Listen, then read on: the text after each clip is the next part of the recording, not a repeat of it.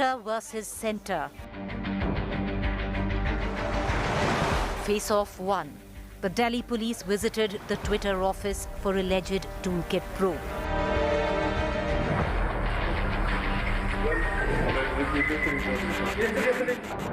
Face-off 2. The centre asked Twitter to withdraw privacy policy. Twitter yet to comply.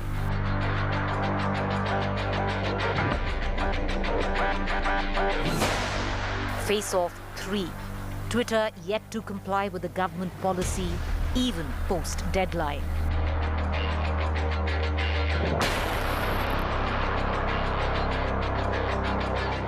Face-off 4. Uttar Pradesh cops put Twitter India MD on notice over Ghaziabad assault video.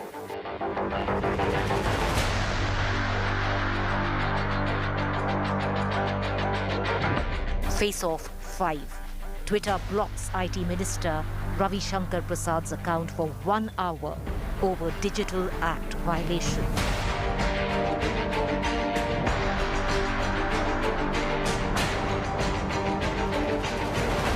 Face-off 6. Twitter displays wrong map of India displaying Jammu and Kashmir and Ladakh as separate from India.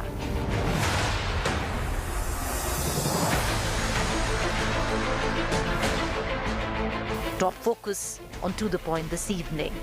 Defiance by Twitter or due process?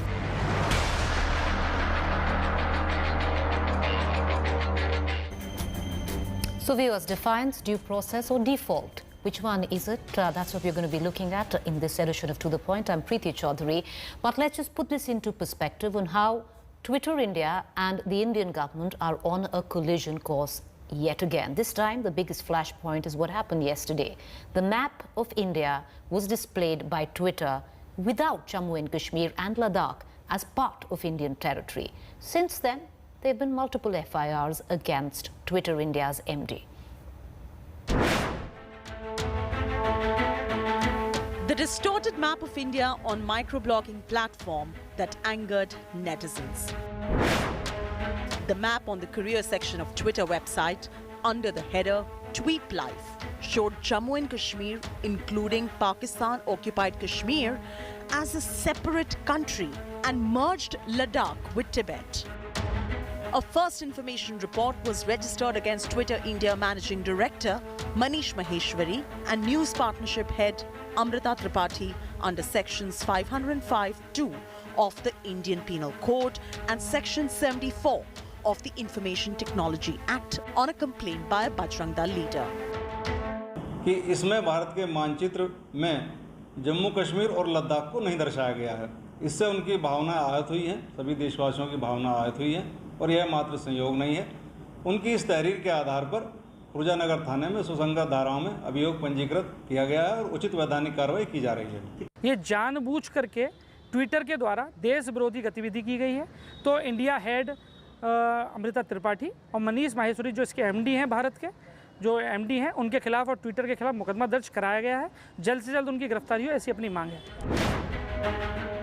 The Madhya Pradesh police too has been directed to look at the alleged cartographic aggression and distortion of India's map and pursue legal action. मैंने आज DGP को स्पष्ट रूप से निर्देशित किया है।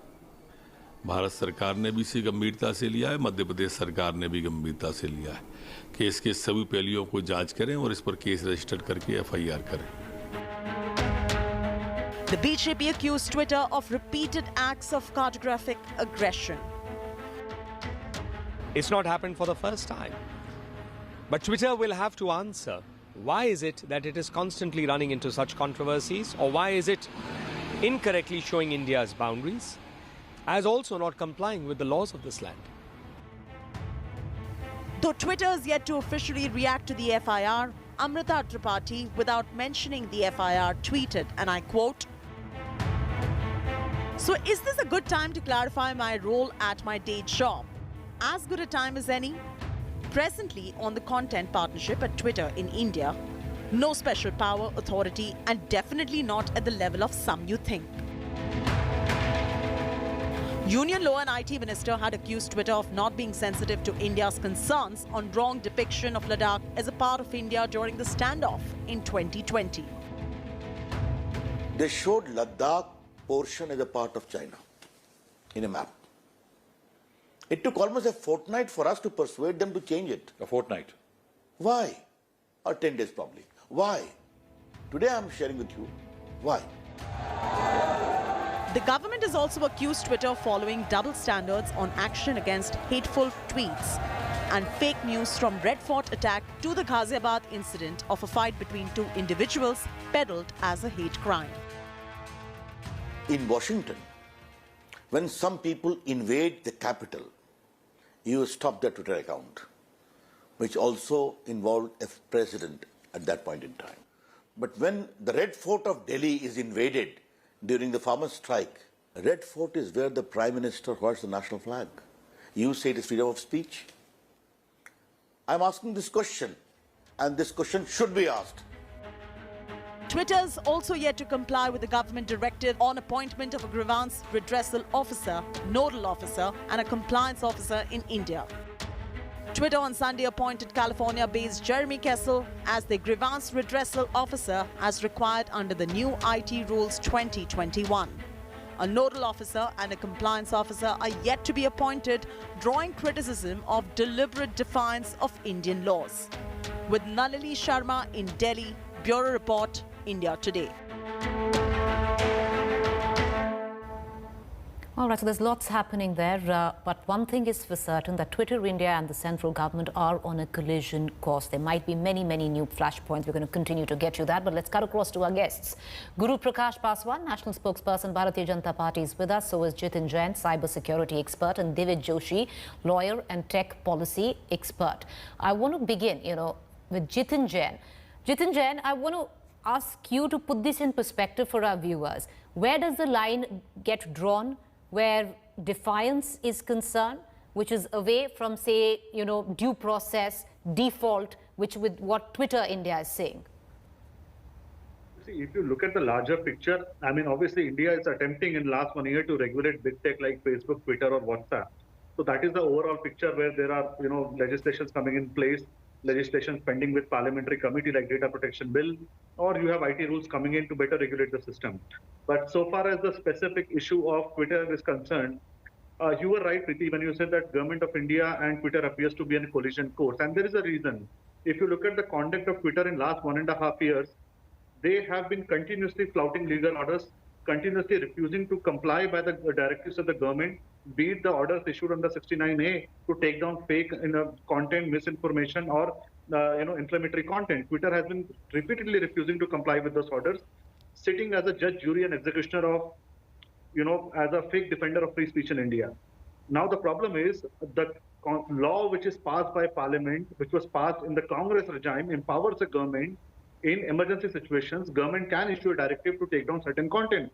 For example, during India-China conflict in Ladakh, when 26 soldiers were brutally killed by the Chinese, People's Liberation Army, Twitter, which is banned in China, was showing Ladakh as a territory of China for 15 days. And this was after several reminders by the government. After 15 days, they rectified. For 15 days, they continuously flouted. Now, this was a technical problem which could have been resolved within an hour, but they did not do it. Reasons are unknown. During farmer protest, again, several orders by government to remove fake content, block handles operated from Pakistan by ISI, block handles which were calling for genocide on the streets of Delhi. Twitter again had different standards. They went on to block Donald Trump's account when the US Capitol was attacked. But when the violence was happening on the streets of Delhi, when Red Fort, the symbol of Indian democracy, was attacked, they had a different standard. So I think this is where the problem is, that Twitter is now becoming a monster which is refusing to comply with any law. But Jitin Jain, I'm going to go into breaking news, but that cuts both ways, because during the Delhi riots, a lot of BJP leaders did the same and used Twitter as a platform. They were not, that content wasn't pulled down. Their tweets were not blocked. So, it cuts both ways in that aspect. I'm going to come right back. I'm going to just dip into the latest news break right now. News break just coming in on this as well is that the parliamentary panel on IT headed by Congress leader Shashi Tharoor to send notice to Twitter seeking written explanation from the social media giant on what basis Twitter accounts of IT Minister Ravi Shankar Prasad and Shashi Tharoor were blocked.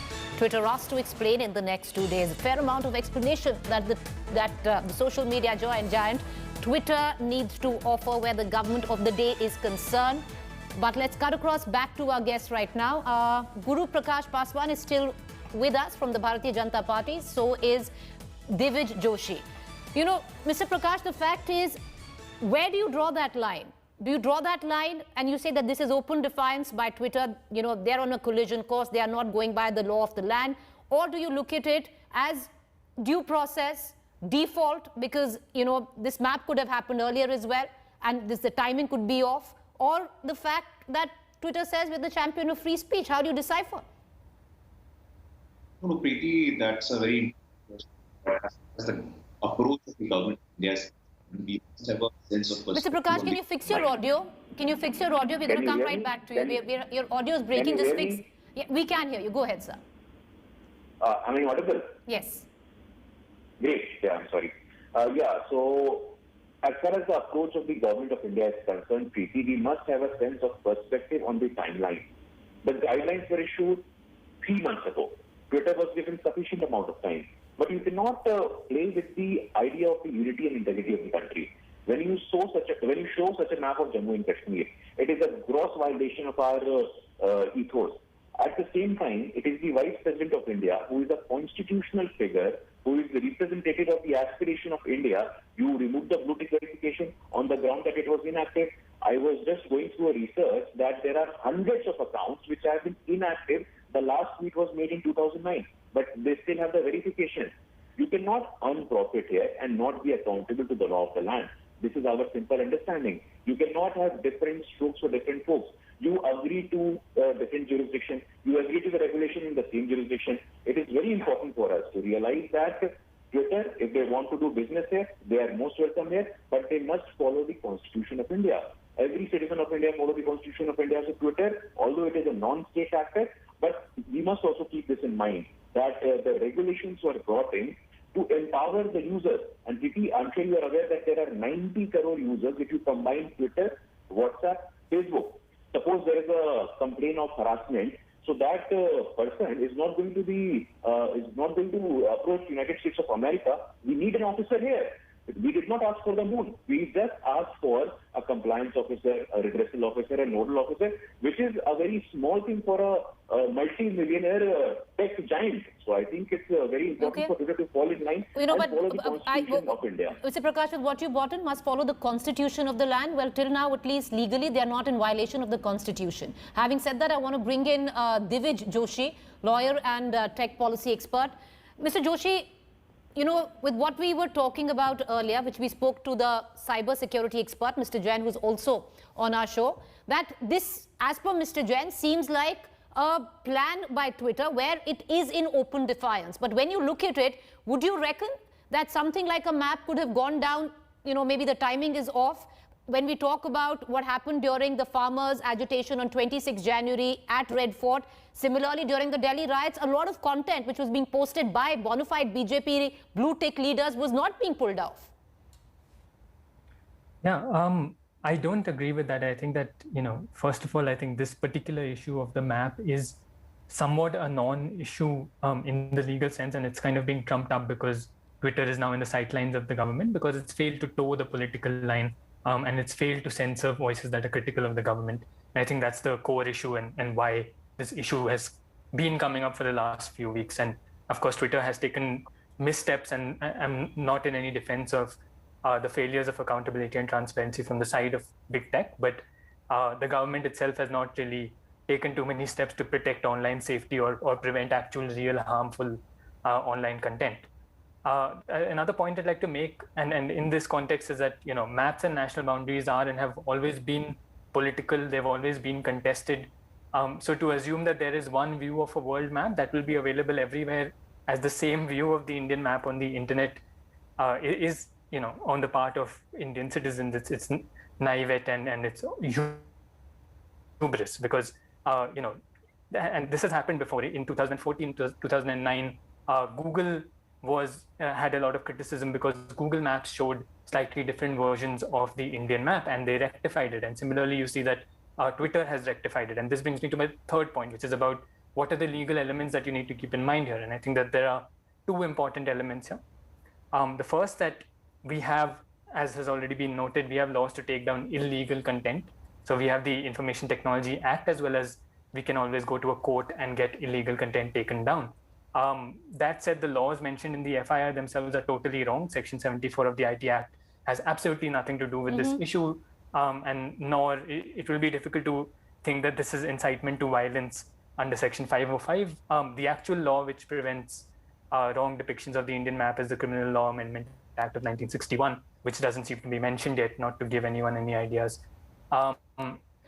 But the second, I think, more interesting and more important point to legally consider here is what is the extent of what's in legal terms called personal jurisdiction. So when can India assume that its law applies to a map that's been published in the US, a map that's been published somewhere outside the world? Because like I said, everybody has their own depiction of the world map. Maps are not representations of realities, they're representation of a particular kind of politics. So what we need to keep in mind is that these are issues that are always contested, and that we have to ensure that the laws are followed within our territory, but also that we respect the fact that different countries have different laws. All right. Okay, the gentlemen, I'm pushed to get into a quick break. Do stay with me. I'm coming right back.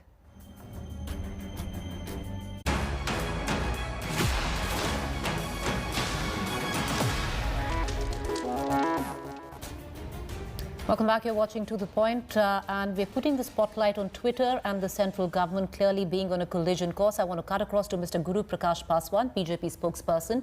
Mr. Paswan, do we really want to be part of the countries that have, say, banned Twitter, have run into massive controversies where Twitter is concerned, be in the same league of China? Nigeria blocked it 24 hours ago. Do we really want to do that?